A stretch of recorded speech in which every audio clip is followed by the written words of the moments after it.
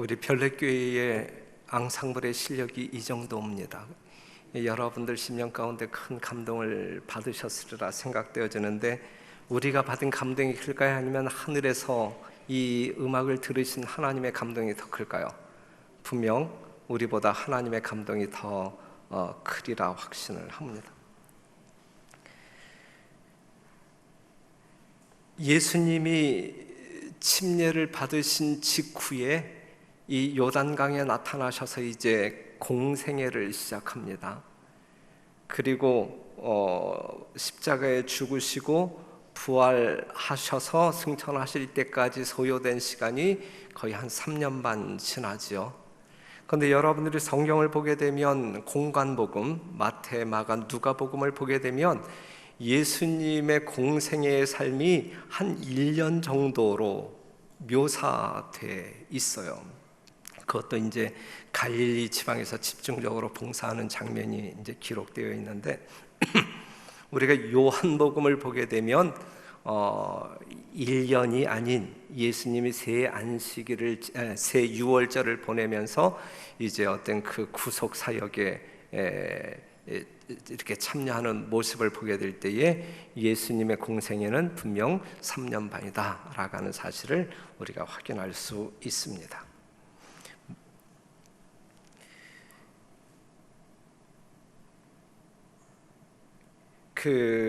예수님이 이제 침례를 받으시고 이 광야에서 이 요단강으로 나오셨을 때, 그리고 이제 공생애를 시작하기 위하여 이제 다니실 때에 침례 요한이 외쳤던 기별이 요한복음 1장 29절. 이튿날 요한이 예수께서 자기에게 나아오심을 보고 가로되 보라, 세상 죄를 지고 가는 하나님의 어린 양이로다. 그랬어요. 침례 요한에게 침례를 받은 예수님을 향한 침례 요한의 선포입니다. 보라, 세상 죄를 지고 가는 하나님의 어린 양이로다. 침례 요한이 이러한 어떤 그 선포를 하지만 이 어린 양에 대한 이 진정한 의미를 이 침례 요한이 전적으로 다 이해했을까요? 다 이해하지는 못했다. 하지만 정말 계시적인 기별로 그는 선포했다라고 하는 사실입니다. 35절에 있는 말씀에서 한 번 더 이제 똑같은 기별을 외치는데, 또 이튿날 요한이 자기 제자 중 두 사람과 함께 섰다가 예수의 다니심을 보고 말하되 보라, 하나님의 어린 양이로다. 그랬어요. 보라, 하나님의 어린 양이로다. 예수님에 대한 묘사를 어린 양으로 묘사하고 있는데, 이 어린 양에 대한 분명한 성서적인 이해를 우리가 다 한다고 하면 예수님의 전부를, 특별히 이 구속적 어떤 그 진리를 다 알 수 있다라고 말할 수 있어요. 이 하나님의 어린 양이라고 하는 이 선포의 말 가운데 예수님의 사명이 온전히 설명되어 있기 때문에 그렇습니다. 그러면 하나님의 어린 양 하게 될 때 여러분들이 떠올리는 양은 어떠한 양일까요? 오늘 대표적으로 세 양을 좀 소개한다고 하면, 첫 번째는 유월절 양. 유월절 양. 여러분들이 아시는 대로 유월절은 이스라엘의 광복절. 애굽에서 해방되어 나온 기념일. 이제 며칠 뒤면 우리나라가 일제 치하로부터 해방된 광복절이죠. 심판의 천사는 피가 칠해진 집은 그냥 넘어갔다 이거죠. 여기서 말하고 있는 피라고 하는 것은 어린 양의 피를 이야기하고 있는데, 예수님이 십자가에서 흘리실 피를 예표하고 있는 것인데, 예수님께서 십자가에서 돌아가심으로 말미암아 흘리신 피는 심판의 결과물이죠. 누구를 대신하여 심판받으신 거예요? 우리 죄인들을 대신해서 심판받은 결과, 심판을 받으시는 죽음으로 피 흘리신 것이다. 그래서 고린도전서 5장 7절에 있는 말씀, 너희는 누룩 없는 자인데 새 덩어리가 되기 위하여 묵은 누룩을 내어버리라. 우리의 유월절 양, 우리의 유월절 양이 누구예요? 곧 그리스도께서 희생이 되셨느니라 그랬어요. 그러니까 보라, 세상 죄를 지고 가는 하나님의 어린 양이로다 라고 이야기할 때에 1차적으로 우리는 유월절에 죽은, 희생당한 어린 양을 떠올려야 되고, 십자가에서 여러분들의 죄를 대속하시기 위하여 여러분들이 받아야 할 심판을 대신 받으신 예수님을 떠올려야 된단 말이죠. 바로 이 유월절 양 예수 그리스도 때문에 우리가 아무 공로 없지만 그 보혈 의지하여 하늘 백성, 하늘에서 영원히 살 수 있는 진정한 의인으로 거듭날 수 있는 거란 말이죠. 그렇기 때문에 유월절 양 예수 그리스도가 우리와 무관하다고 하면 우리는 정말 이 땅에서 살다가 이 땅에서 죽고 없어질 그러한 존재이지 영원한 생명으로 하늘에 갈 수 있는 자격을 전혀 소유할 수 없다라고 하는 사실이죠. 그렇기 때문에 보라, 누구를? 하나님의 어린 양을 보라. 지금 이 시간 여러분들이 보아야 할 하나님의 어린 양은 십자가에서 여러분들을 위하여 피 흘리신 예수 그리스도를 보라. 진짜 예수님께서 십자가에 죽으신 이유가 무엇인지 깨닫고 말할 수 없는 감동으로 그 예수 그리스도의 사랑을 영접하라, 이 말씀입니다. 그 다음에 두 번째, 우리는 어떠한 양을 떠올릴 수 있냐면 상번제 양을 떠올릴 수가 있는데, 이것은 매일 아침 저녁 정한 시간에 드려지는 제사, 희생되어지는 양을 이야기하고 있어요. 이때는 백성들이 저마다 제물을 가지고 오지 않아요. 그렇죠? 이 상번제를 드릴 때에는 이때 모든 이스라엘은 그들 처소에서 이 성막을 바라보고 기도만 했어요. 하지만 이 성소에서는 양이 희생되어졌어요. 누구에 의하여? 제사장이. 즉 이 성소에서 이 어린 양의 보혈을 붙잡고 제사장이 이 성막을 향하여 기도하고 있는 모든 백성들을 뭐 하고 있다는 이야기예요? 중보하고 있다는 이야기예요. 이거는 그들이 직접 죄를 고백하여 제물을 드리고 용서를 체험했잖아요. 정결케 되었잖아요. 그들의 정결한 삶이 계속적으로 유지될 수 있도록 이 제사장의 중보로 말미암아 어린 양의 능력 힘입어서 살게 해달라고 하는 기도가 드려지는 그러한 예수님이 십자가의 죽으심으로 말미암아 여러분들의 구속이 이루어졌잖아요. 여러분들이 예수님의 십자가를 믿음으로 말미암아 구원받은 자 되었잖아요. 그렇기 때문에 우리는 지금 예수님의 이름으로 기도하잖아요. 그렇죠? 예수님의 이름으로 기도하는 이유가 뭐냐? 이유가 우리가 예수 그리스도의 보혈로 말미암아 정결케 된 사람들이잖아요. 용서함을 받은 사람들이잖아요. 용서함 받고 정결해진 우리의 삶이 그냥 계속 지속될 수 있도록 여전히 하늘에서 우리를 위하여 중보하는 그 중보자 예수 그리스도를 의지하여 정말 그 능력 의지하여 우리가 죄 없는 정결한 생애를 살 수 있도록 드려지는 제사가 상번제란 말이죠. 그래서 누가복음 1장 10절 보게 되면 모든 백성은 그 분향하는 시간에 밖에서 기도하더니 그랬어요. 십자가에서 예수의 죽으신 유월절 어린 양으로 말미암아 우리가 구속되었단 말이에요. 용서되었단 말이에요. 정결케 되었단 말이에요. 이러한 정결한 삶이 지속적으로 이루어지도록 하기 위하여 우리는 그 예수님을 계속적으로, 그 보혈을 계속적으로 의존해야 한단 말이죠. 그러면서 우리는 그러한 삶을 살 수 있도록 기도하는 삶을 살아야 한단 말씀이죠. 이것이 상번제 양. 그 다음에 우리가 떠올려야 할 양이 있다고 하면 대속죄일의 양인데, 대속죄일은 성소를 정결케 하는 날, 최후의 심판을 표상하는 날, 예수는 최후의 심판에서 당신의 모든 백성, 당신의 보혈로 말미암아 정결케 된 모든 백성의 죄가 깨끗하여졌음을 변호하는 봉사를 하늘 지성소에서 하신단 말이죠. 그런데 이 봉사 사역이 끝남으로 말미암아 피 흘림의 목적이 온전하게 완전하게 이루어지는 거예요.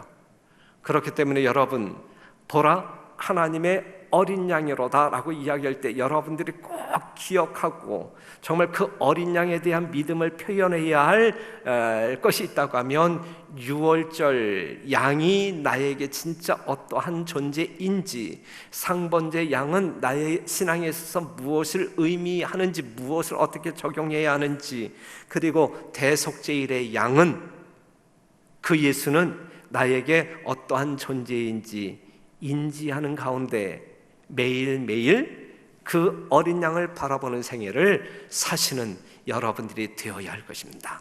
그럴 때에 처음부터 끝까지 우리는 그리스도의 보혈로 말미암아 구원받은 자, 구원을 확신하는 자, 구원을 확증하는 자, 그리고 드디어 우리가 하늘로 승천할 수 있는 자로 정말 믿음의 확신을 가지고 생애하는 여러분과 제가 되기를 간절히 바랍니다. 이제 이 침례 요한이 보라 하나님의 어린 양이로다 이제 이야기했을 때에 그 침례 요한과 함께 있었던 요한의 제자가 누구였어요? 안드레와 요한이 있었대요. 요한. 이 안드레와 요한이 이 침례 요한의 이 감동적이면서 정말 기막힌 아주 굉장한 이 선포의 말씀을 들었을 때에 그들의 관심은 누구에게 집중되었을까요? 지금 지나가고 있는 그 예수님에게 집중되었어요. 시대의 소망이 있는 말씀을 보게 되면 이렇게 표현되어졌는데, 항거할 수 없는 충동에 움직여. 침례 요한의 선포를 들었을 때에 정말 그 예수님을 지명하면서 하나님의 어린 양이라고 하는 이야기를 들었을 때에 함께 있었던 안드레와 요한의 마음 가운데 항거할 수는 어찌할 수 없는 충동에 움직여 그들은 누구를 따랐다? 예수를 따랐다. 이는 그와 더불어 이야기하기를 간절히 원하였기 때문이었다 그랬어요. 그래서 예수님을 따라가잖아요. 예수님께서는 이제 따라오는 그들을 보시면서 뭐라고 물어요? 38절에 있는 말씀 보면 예수께서 돌이켜 그 쫓는 것을 보시고 물어 가라사대 무엇을 구하느냐? 무엇을 구하느냐? 가로되 랍비여 어디 계시오니까 하니 그랬어요. 무엇을 구하느냐 그랬어. 여러분들을 향하여 오늘 무엇을 구하느냐라고 물으신단 말이죠, 우리 주님께서. 그럴 때에 여러분들은 무엇을 구할 것이냐, 이거 무엇을 구할 것이냐. 지금 안드레와 요한은 무엇을 구했느냐 이거예요. 우리는 매 순간 하나님께로부터 너희가 무엇을 구하느냐라고 하는 질문을 듣는단 말이에요. 그럴 때 우리는 무엇을 구한다라고 이야기해야 마땅하냐 이거죠. 무엇을 구하느냐. 요 말씀 속에는 어떠한 말씀이 내포되어 있냐면, 너희가 무엇을 구하든지 난 다 줄 수 있다라고 하는 말, 주고 싶다라고 하는 말이 내포되어 있어요? 있는 거예요. 있는 거예요. 요 이야기를 누구에게도 했냐면, 성경을 보게 되면 구약 성경을 더듬어 본다고 하면 누구에게 똑같은 이야기를 했어요? 예? 솔로몬에게.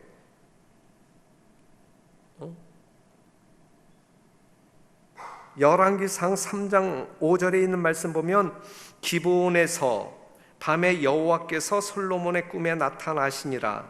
하나님이 이르시되 내가 내게 무엇을 줄고 너는 구하라 그랬어요. 이러한 하나님이 오늘 우리들에게 무엇을 구하느냐라고 묻는단 말이에요. 너희가 내 안에 거하고 내 말이 너희 안에 거하면 무엇이든지 원하는 대로 구하라. 그리하면 이루리라 그랬어요.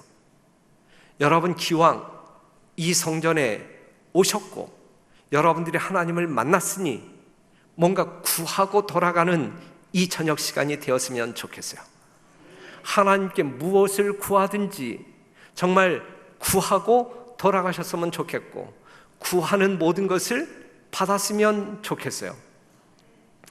로마서 10장 12절 유대인이나 헬라인이나 차별이 없음이라 한 주께서 모든 사람의 주가 되사 저를 부르는 모든 사람에게 부요하시도다 그랬어요. 우리 하나님은 여러분들을 향하여 부요하신 분이란 말이에요. 없어서 못 주시는 분이 아니란 말이에요. 능력이 없어서 못 주시는 분이 아니란 말이에요. 여러분들이 구하는 모든 것을 주실 수 있는 분이란 말이죠. 그런데 여러분들이 무엇을 구해야 될까? 무엇을 구해야 될까? 이 안드레와 요한은 무엇을 구했어요? 랍비여 어디 계시오니까. 솔로몬은 무엇을 구했어요? 지혜를 구했어요. 여러분은 무엇을 구하시겠어요? 우리가 먼저 구해야 할 것이 있다고 하면 먼저 그의 나라와 그의 의를 구하라. 그러면 이 모든 것을 다 너희에게 주시겠다 그랬어요. 예? 사랑하는 성도 여러분, 우리는 하나님의 나라와 의를 구하는 것이 우선적인 구함의 내용이 되어야 할 것입니다. 이것이 우리들의 신앙의 가장 기본적인 것. 이것은 구하지 아니하고 이 세상에서 우리가 노력해도 얻을 수 있는 그러한 것들을 구한다고 하는 것은 하나님을 뭘로 보는 거냐 이거지. 뭘로. 예.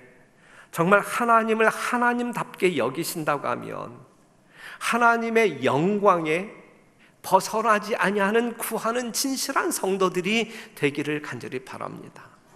하나님의 존재에 합당한 것을 구하는 것이 우리들의 임무가 아닌가 생각합니다. 안드레와 요한은 랍비여 어디 계시오니까 그들이 요구한 것은 예수님의 삶의 처소였단 말이죠. 예수님의 삶이 어떠한지 궁금했다 이거예요. 예수님이 도대체 어떠한 분인지 알고 싶었단 말이에요. 자기의 스승 침례 요한이 예수님에 대하여 이렇게 증거하는데 그 증거의 말씀에 합당한 존재인지 정말 이 침례 요한이 증거하는 진정한 메시아인지 확인하고 싶었단 말이에요. 이거 말고는 그들에게 구할 것이 없었단 말이죠. 그것이 가장 간절한 간구의 내용이었단 말이죠. 사랑하는 성도 여러분, 여러분들이 구해야 할 것은 진짜 예수님이 나에게 어떠한 존재이냐, 이것을 전폭적으로 신뢰하지, 예수님에 대한 이러한 신뢰가 정말 우리의 심령을 이끌지 못한다고 하면 다른 어떠한 것들을 구할 때에 그것이 무슨 의미가 있겠느냐 이거.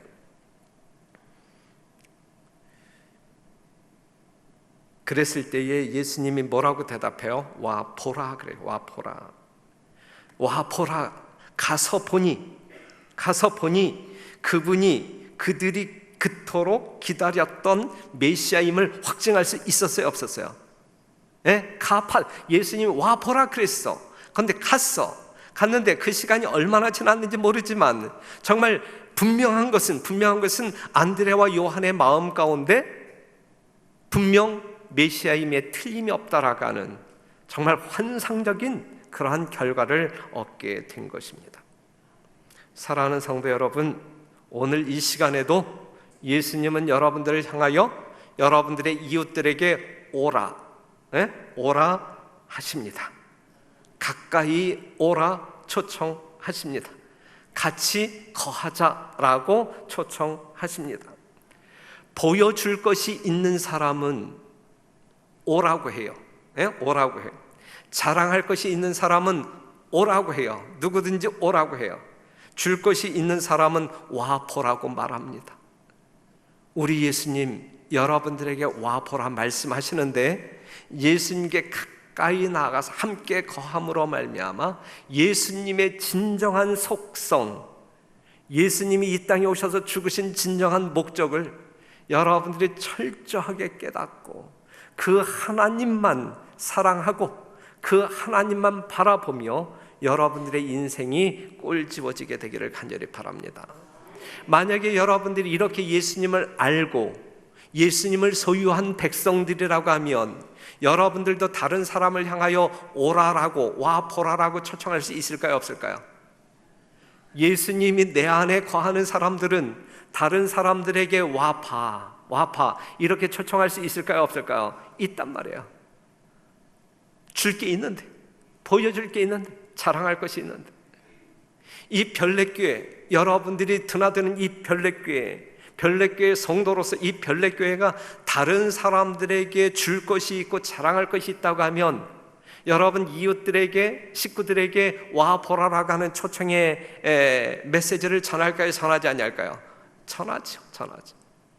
여러분들이 여러분들의 교회를 부끄럽게 생각하거나 초라하게 생각하거나 줄 것이 없다라고 생각하면 어느 누구에게도 오라고 하는 말 못해요. 그렇죠? 하지만 정말 이 교회가 여러분들에게 하나님을 만나는 장소이고 하나님을 배우는 장소이고 진리로 인하여 자유를 만끽하는 그러한 공간이라고 하면 여러분들은 누구에게든지 우리 교회에 한번 와보라고 초청하실 겁니다. 그러한 성도들이 되기를 간절히 바랍니다. 그래서 이제 이 제자들은 이제 반응이 어땠냐면 그 안드레가 먼저 누구에게? 동생 베드로에게 달려가서 우리가 메시아를 만났다, 와 봐라 라고 이야기하고, 요한도 달려가고 그렇게 이야기하잖아요. 만났다, 우리가 메시아를 만났다, 아주 탄성을 질러댑니다. 여기서 만났다라고 하는 말은 휴리스코라고 하는 말인데 이건 발견하다라고 하는 뜻입니다. 발견하다. 이건 우연히 찾아진 것이 아니고 찾으려고 애쓰다가 찾은 것을 휴리스코라고 이제 이야기하는 거예요. 그러니까 이 안드레, 이 요한, 이 사람들은 메시아를 찾고 찾았단 말이에요. 그래서 드디어 발견하게 되었다는 이야기거든요. 마태복음 7장 7절에 있는 말씀, 구하라 그러면 너에게 주실 것이요, 찾으라 그러면 찾을 것이요, 문을 두드리라 그러면 너에게 열릴 것이니 구하는 이마다 얻을 것이요, 찾는 이가 찾을 것이요, 두드리는 이에게 열릴 것이니. 이러한 사람들에게 예수님이 만나지는 것이고 진리가 깨달아지는 것이거든요. 그냥 문짝이처럼 교회에 왔다 갔다 한다고 해서 성경 말씀을 여러분들이 깨달을 수 없는 거예요. 성경 속에서 예수님을 만날 수가 없는 거예요. 여러분들이 찾고 찾을 때, 예레미야 29장 13절에 있는 말씀처럼 전심으로 나를 찾고 찾으면 만나리라 한 것처럼 전심으로 주님을 찾을 때 안식일이 무엇인지, 다른 진리가 무엇인지, 조사심판이 무엇인지, 믿음으로 말미암는 의가 무엇인지 그냥 남들이 이야기하니까는 그냥 통용되어지는 단어로만 인식하지 말고 그 진정한 의미가 무엇인지, 나의 구원과 어떠한 관계가 있는지 여러분들이 찾고 찾을 때에 온전하게 이해되어지는 그 순간 우리는 말할 수 없는 하늘의 희열 가운데, 그래서 신앙이 너무너무 재밌어지고 교회에 오지 말라고 해도 올 수밖에 없는, 그래서 저녁 예배고 안식일 예배고 꽉꽉 차는, 지각하지 아니하는 그러한 성도들로 변화될 수 있단 말이죠. 이게 정말 살아있는 성도의 삶이 아니겠습니까? 찾아야 돼요. 노력해야 돼요. 우연히 발견되어지지 않아요.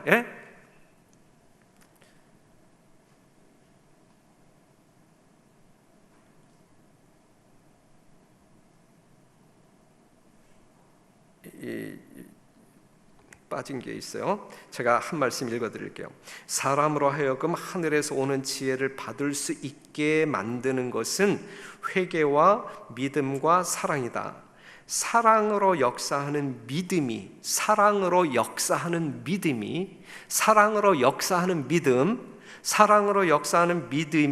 지식의 열쇠이며 사랑하는 자마다 하나님을 안다 그랬어요. 사랑으로 역사하는 믿음이 지식의 열쇠이다. 그 지식은 하나님을 아는 지식을 말하는 것이다 그랬거든요. 그러한 여러분들이 되시길 간절히 바랍니다. 이제 이렇게 됨으로 말미암아 이제 예수님에게 이제 이 제자 그룹이 형성되어졌는데, 안드레가 베드로를 데리고 왔고, 요한이 누구를? 야고보를 데리고 왔고, 그 다음에 예수님이 직접 빌립을 초청했고, 빌립이 누구를 데리고 와요? 나다나엘을 데리고 와요. 나다나엘을 데리고 오는데, 여기 이제 맨 처음에 예수님의 제자로 구성되어진 제자 그룹입니다. 요 6명의 제자를 데리고 어디에 가냐면 이 가나의 혼인집에 가는 거예요. 예수님이 가나의 혼인집에 갔을 때 12명의 제자들을 데리고 간 거 아니에요. 요 제자들을 데리고 가나의 혼인집에 갔어요. 사흘 되던 날에 갈릴리 가나에 혼인이 있어 예수의 어머니도 거기 계시고 예수와 제자들도 혼인의 청함을 받았더니 그랬어요. 여기서 잠시 유대인의 풍속을 이야기한다고 하면, 처녀가 결혼할 때에는 수요일 저녁, 그 다음에 재혼일 경우에는 목요일 저녁에 결혼식을 하는 풍습이 유대인들에게 있었어요. 그런데 이제 이 결혼식, 이 가나의 혼인집에서 일어난 사건을 좀 이야기한다고 하면, 일단 우리가 말씀을 통하여 보게 될 때에 이 예수님의 가족과 이 혼주와는 가까운 친척임을 우리는 잘 알아요. 그렇죠? 이 마리아의 어떤 행위를 통하여 볼 때 그렇단 말이죠. 왜 이러지?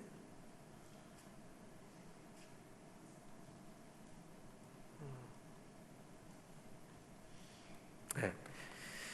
3절에 있는 말씀 보면, 포도주가 모자란지라 예수의 어머니가 예수에게 이르되 저희에게 포도주가 없다 하니 그랬어요. 자, 예수님이 혼인집에 가셨다라고 하는 것은 중요한 의미가 있어요. 인간을 창조하시고 결혼 제도를 세우신 분이 누구예요? 예수님이시란 말이죠. 이 땅에 오셔서 그의 첫 봉사를 혼인집에서 하셨다라고 하는 것은 매우 중요한 의미가 담겨져 있는 거예요. 어떠한 중요한 의미가 있을까요? 우리 하나님께서 정말 소중하게 보시는 것은 이 땅에 존재하고 있는 가정이다라고 하는 사실이죠.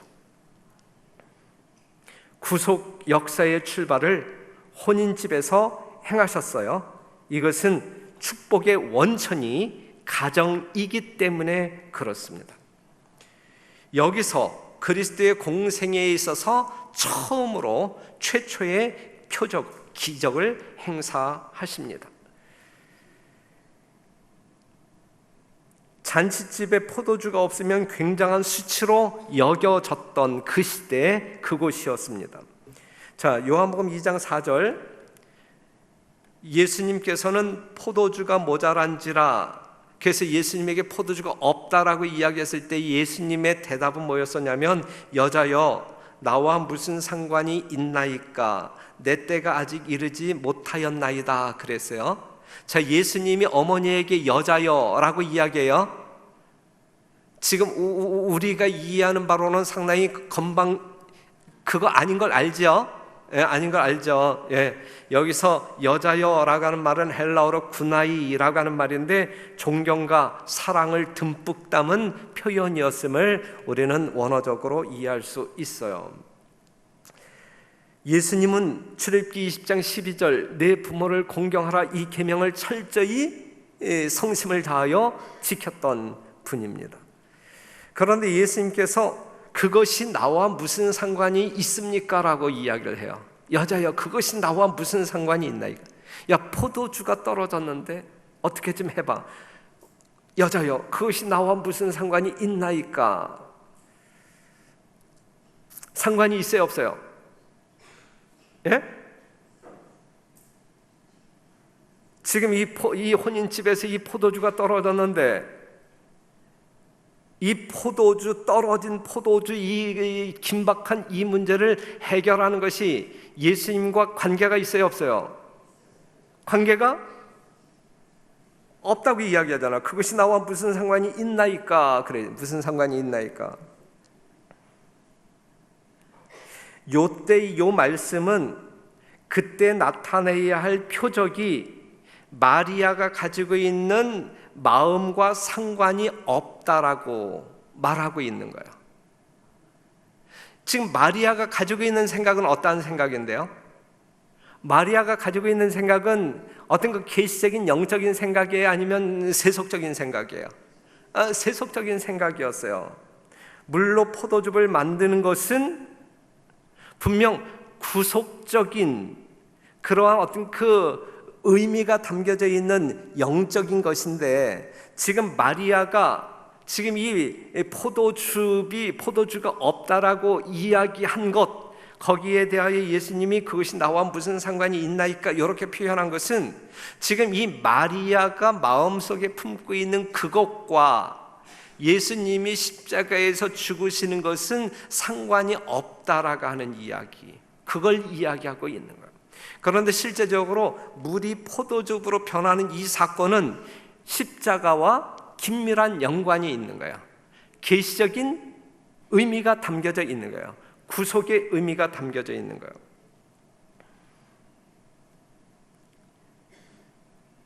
그랬을 때에 예수님께서 하신 말씀이 뭐냐면, 내 때가 아직 이르지 아니하였나이다. 내 때. 여기서 때라고 하는 말은 십자가의 때를 이야기하고 있어요. 이것은 요한복음에 7번 나와 있는, 다 십자가와 관련되어진 때를 이야기하고 있습니다. 예를 든다고 하면 요한복음 7장 30절, 저희가 예수를 잡고자 하나 손을 대는 자가 없으니 이는 그의 때가 아직 이르지 아니하였음이라 그랬고, 요한복음 8장 20절 보면, 이 말씀은 성전에서 가르치실 때의 연복의 앞에서 하셨으나 잡는 사람이 없으니 이는 그의 때가 아직 이르지 아니하였음이니라 그랬어요. 그래서 내 때가 아직 이르지 아니하였다, 이것은 바로 예수님이 십자가에서 죽으실 때, 이 구속을 완성시키는 그때가 아직 이르지 아니하였다. 그것은 한 3년 뒤에 있을 사건이기 때문에 이렇게 묘사하고 있는 것입니다. 여하튼 이렇게 저렇게 해서 예수님께서 그 혼인집에서 이적을 행하시는데, 무엇으로? 물로 포도즙을 만드신 거예요. 물로 포도즙을 만드신 거예요. 그 집에는 돌 항아리가 몇 개 있었어요? 6개가 있었고, 그런데 그 돌 항아리는 무엇을 위하여 사용되어지는 항아리예요? 결례, 즉 발을 씻는, 손을 씻는 그러한 어떤 그 의식을 위하여 늘 물을 채워놓는 항아리였단 말이죠. 이스라엘 백성들, 특별히 유대인들은 이 닦는 그러한 결례가 있었잖아요. 그래서 예수님이 야, 손도 안 닦고 음식을 먹는다, 그들의 어떤 그 비난을 듣기도 했잖아요. 그렇죠? 지금 이 돌 항아리에 채워져 있는 이 물은 무엇을 닦는 물이에요? 무슨 용도예요? 우리의 겉을, 외부를 닦는. 하지만 그들은 어떤 그 외적인 것은 열심히 닦았지만 이 속사람은 닦아야 안 닦아요? 속사람은 닦지 않았잖아요. 옛날 그 바리새인들은 말이죠, 유대인들은. 그런데 그 물이 뭘로 변해요? 포도즙으로 변했어요. 그 물이 포도즙으로 변했어요. 그리스도의 보혈은 이 포도즙으로 변한 이것이 뭘 의미하는지 예수님의 보혈을 의미하는데, 그리스도의 보혈은 외형이 아닌 속사람을 새롭게 하는 것입니다. 그리스도께서 혼인잔치에서 주신 선물은 한 상징이었다 그랬어요.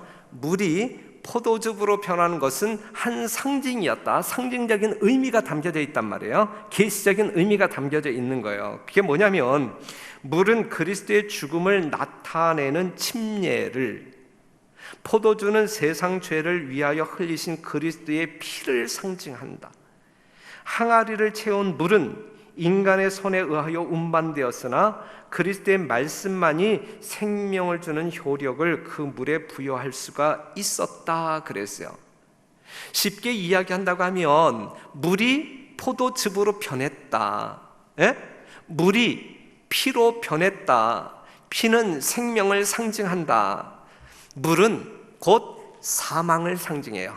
그 근동 지역에서 그러한 어떤 그 문헌이 많이 발견되어지고 있는데, 다시 말해서 지금 물을 포도즙으로 바꾸는 이적을 행사했다는 이야기는 사망을 패하시고 생명을 부여하실 예수님의 구속을 상징하고 있는 거예요. 십자가를 상징하고 있는 거예요. 그렇기 때문에 마태복음 26장 27절에서 또 잔을 가지사 살해하시고 저희에게 주시며 가라사대 너희가 다 이것을 마시라. 이것은 죄 사함을 얻게 하려고 많은 사람을 위하여 흘리는 바 나의 피 곧 언약의 피니라 그랬거든요. 사랑하는 성도 여러분, 이 피 마셔야 되는 거예요. 오늘 이 시대를 살아가고 있는 우리들이 이 피를 마셔야 되는 거예요. 믿음으로 이 피를 마셔야 되는 거예요. 예수님께서 십자가에서 죽으신 진정한 보혈의 의미를 깨닫고 믿음으로 받아들여야 되는 거예요. 만약에 마시라고 우리에게 돌려준 이 잔을 우리가 받지 아니할 때에 결국은 마지막 심판 때 가서 정말 자비가 전혀 섞이지 아니한 그 잔을 우리가 직접 마셔야 되는 것이거든요. 예수님께서 십자가에 달려 돌아가실 때에 유대인들과 지도자들이 뭐라고 이야기했어요? 그 피를 우리와 우리 자손에게 돌려라 그랬어요. 예수님의 보혈 우리와 상관없어. 그 보혈 우리에게 돌려라.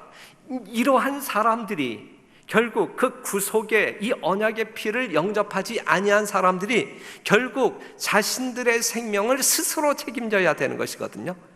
그렇기 때문에 마지막 때에 자비가 섞이지 아니한 진노의 포도주를 그들이 마실 수밖에 없는 것이거든요. 오늘 여러분들은 예수님의 보혈을 마심으로 말미암아 마실 때에만 마지막 때에 이 진노의 포도주를 마시지 않는단 말이죠.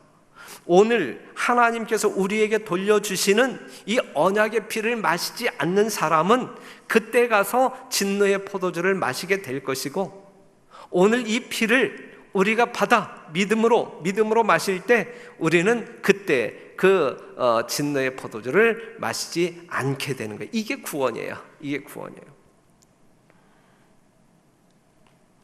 그리스도의 말씀은 잔치를 위하여 충분한 음료를 공급하였다. 그와 같이 그리스도의 은혜의 공급하심이 풍성하여 사람들의 죄악을 도말하고 영혼을 소생시키고 붙들어 준다 그랬어요. 충분한 거예요. 충분히 아주 풍성한 거예요. 예수님께서 흘리신 보혈이 부족하여 누구는 구원받고 누구는 구원받지 못하고, 그 다음에 개인적으로 얼마만큼 구원받고 얼마만큼 구원받지 못할 이 불완전한 것이 부족한 것이 아니란 말이에요. 넉넉하단 말이에요. 남음이 있단 말이에요.